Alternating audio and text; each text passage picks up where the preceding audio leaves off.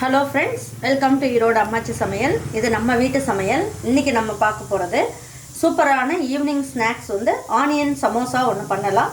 நல்லா ரோட்டு கடையில் கிடைக்கிற மாதிரி ஒரு சமோசா நல்ல டேஸ்ட்டாக நல்ல கிறிஸ்பியாக எப்படி செய்யலாம்னு பார்ப்போம் வாங்க. நம்மளோட சேனலில் சப்ஸ்கிரைப் பண்ணாதவங்க சப்ஸ்கிரைப் பண்ணிக்கோங்க. சமையல் குறிப்புக்கள்லாம் உடனே உங்களுக்கு வேணும்னு நினச்சிங்கன்னா பக்கத்தில் இருக்க பெல் பட்டனை அழுத்தி வச்சுக்கோங்க. அப்படியே ஃபேஸ்புக், இன்ஸ்டாகிராம், ஷேர் சேட்டை ஃபாலோ பண்ண மறந்துடாதீங்க. இப்போ நான் ஒரு 200 கிராம் அளவுக்கு கோதுமை மாவு எடுத்து வச்சுருக்கேன். இதை நல்லா ஜலிச்சுட்டு எடுத்து வச்சுருக்கேன். இதை போட்டுக்கலாம். பாருங்கள், இதுக்கு தேவையான அளவுக்கு உப்பு போட்டுக்குவோம். இப்போ வெதுன்னு எண்ணெய் நல்லா சுட வச்சு எடுத்து வச்சுருக்கேன். இதில் 2 ஸ்பூன் அளவுக்கு போட்டுக்கலாம். இந்த மாதிரி சுடுற எண்ணெயை கொஞ்சமாக 2 ஸ்பூன் அளவுக்கு போட்டு செஞ்சோம்னா நல்லா மொறுமொறுன்னு இருக்கும். எவ்வளோ நேரம் ஆனாலும் சமோசா மொறுமொறுனே இருக்கும். வதக்குன்னு இல்லாமல் ரொம்ப நல்ல டேஸ்ட்டாக இருக்கும். எண்ணெய் சூடாக இருக்கிறதுனால ஃபஸ்ட்டு நம்ம என்ன பண்ணுவோம், கரண்டியை வச்சு நல்லா இந்த மாதிரி கிண்டிக்கலாம். நம்ம என்ன பண்ணுவோம், சப்பாத்தி மாவு எப்படி நம்ம பிணையிறோமோ அதே மாதிரி பிணைஞ்சு எடுத்துக்கலாம். கொஞ்சம் கொஞ்சமாக தண்ணி தெளித்து பிணைஞ்சிக்கலாம்.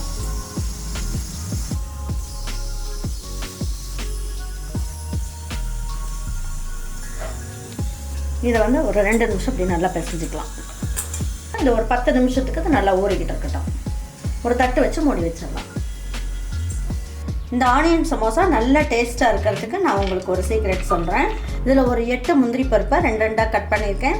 இதை மிக்ஸி ஜாரில் போட்டுட்டு நல்லா பொடி பண்ணி எடுத்து வச்சுக்கலாம். இந்த மாதிரி பொடி பண்ணோம்னா நல்ல டேஸ்ட் சாப்பிட்றதுக்கு, சமோசா சாப்பிட்றதுக்கு ரொம்ப நல்லாயிருக்கும். நல்லா ஹெல்த்தியாகவும் இருக்கும்.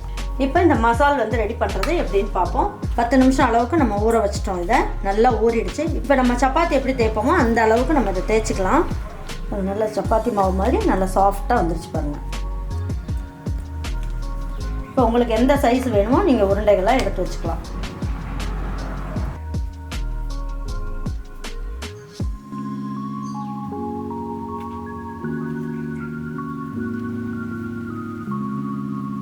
பாருங்கள், 7 சப்பாத்தி செய்கிற மாதிரி நமக்கு உருண்டையெல்லாம் ரெடி ஆகிடுச்சு. இப்போ சப்பாத்தி எப்படி தேய்ப்போமோ அந்த மாதிரி தேய்ச்சிட்டு உங்ககிட்ட காட்டுறேன். நம்ம தேய்க்கிறதுக்கு முன்னாடி இந்த மாதிரி மாவை இதில் தடவிக்கணும். எப்பயுமே இப்படி தடவிட்டோம்னா நமக்கு ஒட்டி வராது.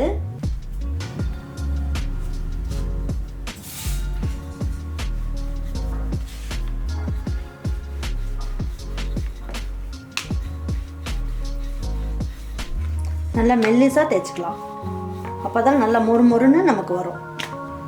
பாருங்கள், நல்லா மெல்லிசாக சூப்பராக வந்திருக்கு. இதே மாதிரி எல்லா மாவுமே நம்ம சப்பாத்தியை தேய்ச்சி வச்சுக்கலாம்.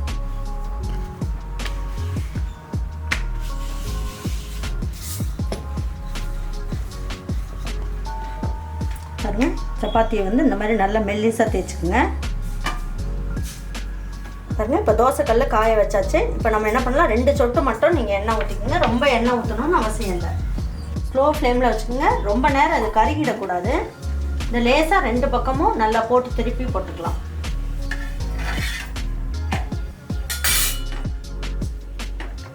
இது நல்லா வேகணும்னு அவசியம் கிடையாது. லேசாக கொஞ்சம் நேரம் போட்டு எடுத்திங்கன்னா போதும். கொஞ்சம் பாருங்கள், இந்த மாதிரி பபிள்ஸ் வர ஆரம்பிச்சதுன்னா எடுத்துடலாம். இந்த அளவுக்கு இருந்தாலே உங்களுக்கு போதும். நம்ம இப்போ எடுத்துடலாம். 2 பக்கமும் பாருங்கள் பபிள்ஸ் வந்திருக்கு. இந்த அளவுக்கு இருந்தால் போதும். இதே மாதிரி எல்லா சப்பாத்தியும் நம்ம போட்டு எடுத்துடலாம். பாருங்கள், இப்போ நமக்கு ஒரு 7 சப்பாத்தி அளவுக்கு நம்ம போட்டு எடுத்துருக்கோம். இப்போ என்ன பண்ணலாம், எட்ஜெல்லாம் நம்ம கட் பண்ணி எடுத்துக்கலாம்.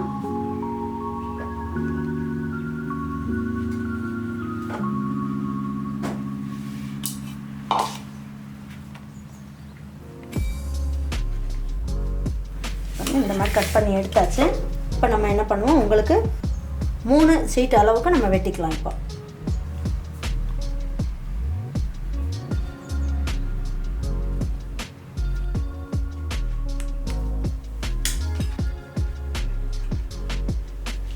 இந்த மாதிரி இதில் வெட்டி எடுத்துட்டோம். பாருங்கள், 15 சமோசா இதில் நம்ம ரெடி பண்ணிடலாம். எப்படி ரெடி பண்ணலான்னு பார்ப்போம். பாருங்கள், இந்த சப்பாத்தியெல்லாம் வெட்டி எடுத்தோம் இல்லைங்களா, இந்த ஓரத்தில் உள்ள பகுதியெல்லாம் நம்ம இந்த மாதிரி வெட்டி எடுத்துருக்கோம். இதை வேஸ்ட் பண்ண வேண்டாம். இப்போ நம்ம அந்த ஆனியன் மசால் ரெடி பண்ணுவோம் இல்லைங்களா, இப்போ அதில் நம்ம இதை போட்டுக்கலாம். ஃபஸ்ட்டு நம்ம என்ன பண்ணுவோம், இதில் ஒரு 4 பெரிய வெங்காயத்தை நான் எடுத்து வச்சுருக்கேன். அதை இதில் போட்டுக்கலாம். இதுலேயே இதுக்கு தேவையான அளவுக்கு உப்பு போட்டுக்கலாம். கரம் மசால் பொடி ஒரு பிஞ்ச் அளவுக்கும், ஜீரகப்பொடி ஒரு 2 பிஞ்ச் அளவுக்கும், மிளகுத்தூள் 2 பிஞ்ச் அளவுக்கும் எடுத்திருக்கேன். இதையும் போட்டுக்கலாம். இப்போ இதில் ஒரு 1/2 ஸ்பூன் அளவுக்கு ரெட் சில்லி பவுடரும், ஒரு 2 பிஞ்ச் அளவுக்கு மஞ்சள் தூள், ஒரு 1/4 ஸ்பூனோட கம்மியாக மல்லித்தூள் போட்டுக்கலாம். இதுலேயே நம்ம என்ன பண்ணுவோம், இஞ்சி பூண்டு பேஸ்ட் போட்டுக்கலாம். ஒரு 1/4 ஸ்பூன் அளவுக்கு போட்டுக்கலாம். இதுலேயே நம்ம வெட்டி வச்சுருக்க சப்பாத்தி இருக்குது இல்லைங்களா, மீதி இருக்கிறது, அதாவது இது போடணும்னு அவசியம் கிடையாது, இது வேஸ்ட் பண்ண வேண்டான்றதுனால உள்ள ஸ்டஃபிங்கில் போட்டுக்கலாம். இதுலேயே மல்லி இலையை நல்லா பொடியாக கட் பண்ணிவிட்டு இதையும் போட்டுக்கலாம். இது எல்லாமே நல்லா மிக்ஸ் பண்ணிக்கலாம்.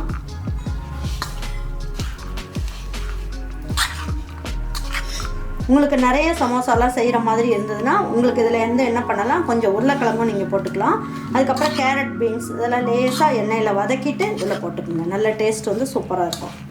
இப்போ இந்த வெங்காயத்தில் இருக்க ஈரப்பதம் இருக்கு இல்லைங்க, எப்படியா இருந்தாலும் வெங்காயம் கட் பண்ணி இந்த மாதிரிலாம் போட்டு நம்ம கிளறும் போது வெங்காயத்தில் ஈரப்பதம் வரும். அந்த ஈரப்பதம் இல்லாமல் இருக்கணும் அப்படின்னா நம்ம என்ன பண்ணணும், நான் சொன்ன மாதிரி இதில் ஒரு 8 முந்திரி பருப்பை நான் வந்து பொடி பண்ணி வச்சுருக்கேன். இது வந்து வறுக்கணும்னு அவசியம் கிடையாது.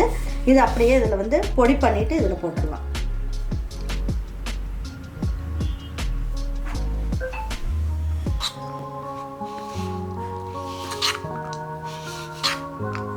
பாருங்கள், இப்போ நல்லா மிக்ஸ் பண்ணியாச்சு. இப்போ என்ன பண்ணுவோம், இந்த சமோசா எப்படி பண்ணலான்னு பார்ப்போம். எண்ணெயிலெல்லாம் மசாலெலாம் பிரிஞ்சு போகாமல் இருக்கணும்னா நம்ம என்ன பண்ணுவோம், இதில் ஒரு 4 ஸ்பூன் அளவுக்கு மைதா மாவு எடுத்திருக்கேன். அதில் கொஞ்சமாக லேசாக உப்பு மட்டும் போட்டுக்கலாம்.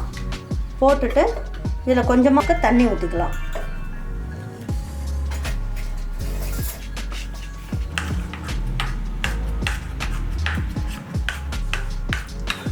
இந்த அளவுக்கு நல்லா கரைச்சி எடுத்துக்கலாம்.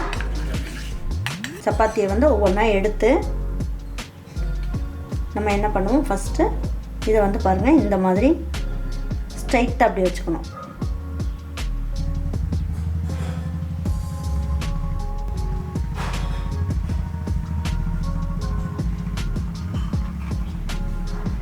இப்போ பாருங்கள் நல்லா வந்து ஒரு பேக்கிங் கோன் வந்து ரெடி ஆகிடுச்சு.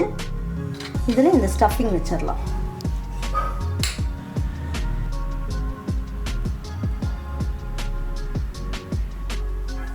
அழுத்தி விட்டு இதை கவர் பண்ணிக்கலாம்.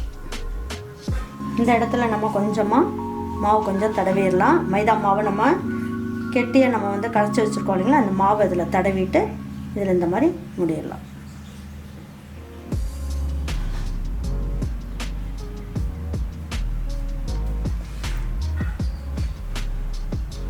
இந்த மாதிரி நல்லா ஸ்டஃபிங்லாம் வெளியில் வராமல் உங்களுக்கு பயம் இல்லாமல் நம்ம வந்து இது எண்ணெயில் போட்டு எடுக்கலாம். நல்லா சூப்பராக வந்துருக்கு பாருங்கள்.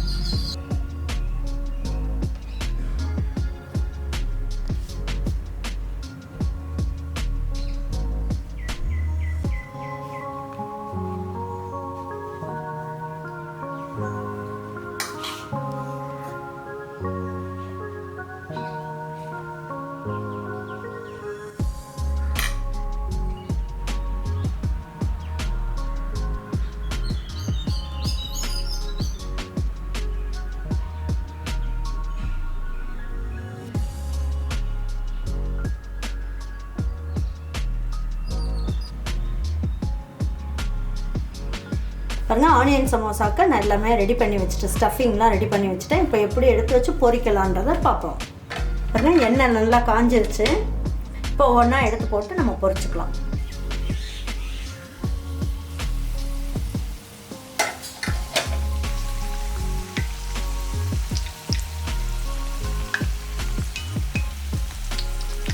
ஒரு பக்கம் நல்லா வெந்ததுக்கப்புறம் திருப்பி போட்டுக்கலாம்.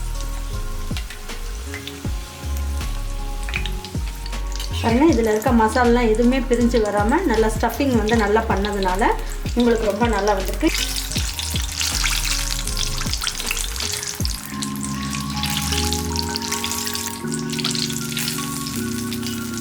ஆனியன் சமோசா சூப்பராக ரெடி ஆகிடுச்சு. பாருங்கள், நல்லா கரன்னு சவுண்டு பாருங்கள், சூப்பராக வருது. இதில் எண்ணெய் எதுவுமே இழுக்கலை, ரொம்ப நல்லா வந்திருக்கு. இப்போ இதை எடுத்து வச்சு எப்படி பரிமாறலான்னு பார்ப்போம் வாங்க. இதே மாதிரி ஒரு ஆனியன் சமோசாவை நீங்கள் வீட்டில் இருக்கவங்களுக்கெல்லாம் செஞ்சு கொடுங்க. செஞ்சு கொடுத்துட்டு உங்களுக்கு எல்லாருக்குமே பிடிச்சிருந்ததுன்னா லைக் பண்ணுங்கள், ஷேர் பண்ணுங்கள், சப்ஸ்கிரைப் பண்ணுங்கள், மறந்துடாமல் கமெண்ட்ஸ் பண்ணுங்கள். தேங்க்யூ ஃபார் வாட்சிங் ஈரோடு அம்மாச்சி சமையல். தேங்க்யூ.